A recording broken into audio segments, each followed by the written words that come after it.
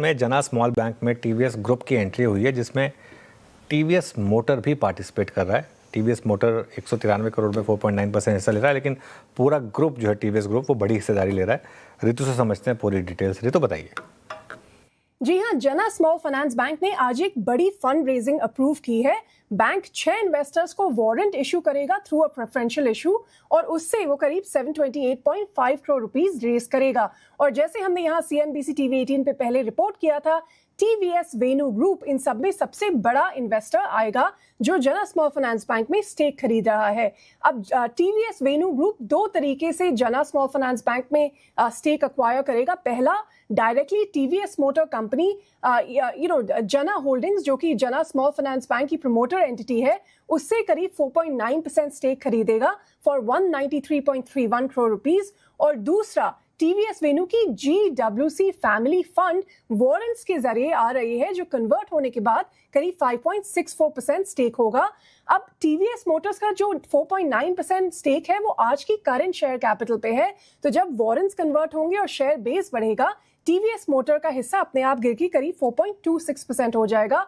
उसमें आप GWC का 5.64% जोड़े तो ये कुल हिस्सा आता है करीब 9.99% स्टेक, यानी कि 10% रेगुलेटरी लिमिट के ठीक अंदर।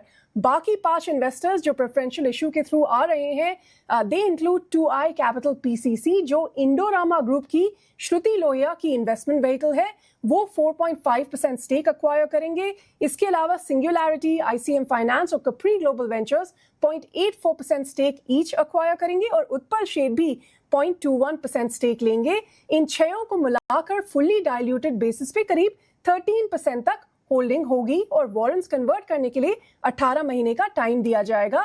इंपॉर्टेंटली, इनमें से किसी भी इन्वेस्टर को ना तो बोर्ड सीट मिलेगी, ना कोई वीटो राइट्स और ना ही कोई स्पेशल कंट्रोल या प्रिविलेज। EGM 11 जून को है और रिकॉर्ड डेट 5 जून को। तो अब next thing to watch out for is RBI का अप्रूवल और ऑफ कोर्स शेयर होल्डर्स। बिल्कुल, EGM में शेयर होल्डर अप्रूवल और RBI का अप्रूवल, ये इंपॉर्टेंट है। TVS मोटर, अब देखिए बहुत लोग कह रहे हैं कि क्या ये ज़रूरी था TVS मोटर के थ्रू करना। अब बहुत बड़ा अमाउंट नहीं है TVS की बैलेंस शीट पर, ऑनेस्टली अगर आप मुझसे पूछेंगे तो। और जब M&M ने RBL बैंक में स्टेक लिया था, मुझे याद है तब स्टॉक 12-13% गिर गया था, फिर वो आपको याद होगा अच्छे से, और वहाँ से डबल से ज़्यादा भागा फिर वो स्टॉक, क्योंकि अगेन जैसा कि उस समय भी था, कोई बहुत ज़्यादा इसको स्ट्रैटेजिक ना देखा जाए। ठीक है, थोड़ा सा एक बड़ा ग्रुप है, कुछ एक्विजिशन कर रहा है, तो उसमें एक लिस्टेड एंटिटी को यूज़ किया गया है।